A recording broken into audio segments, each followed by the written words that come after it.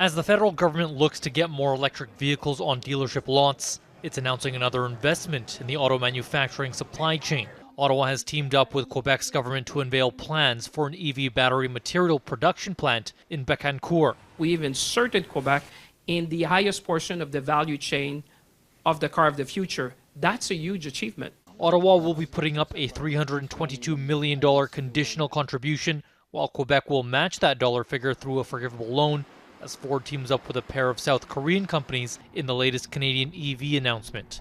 Those in the industry say initially there was concern about how Canada would compete against the U.S. Inflation Reduction Act, but those fears have been quashed with manufacturers like Stellantis and Volkswagen making large investments in Ontario and Quebec. What we've seen since then is the federal government working with provinces was willing to step up and make sure that Canada could compete, offering incentives that are on par with what we're seeing in the United States. The site is expected to produce 45,000 tons of materials needed for electric vehicle batteries every year. It's about as solid of an investment as you can make. Ford says the materials will be used to electrify some of their best-selling models and will go hand in hand with manufacturing plants already announced south of the border. The cathode material that will be produced in this plant will ultimately go into our trucks, our EV trucks. And if you know Ford, that's a business that we do quite well in and that we know well. The Canadian Vehicle Manufacturers Association says there has been more than $25 billion in new auto investment with recent EV announcements in what experts believe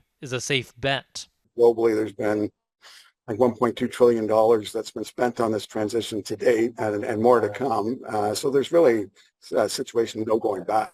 The battery materials plant is expected to be operating in 2026. Kyle Benning, Global News.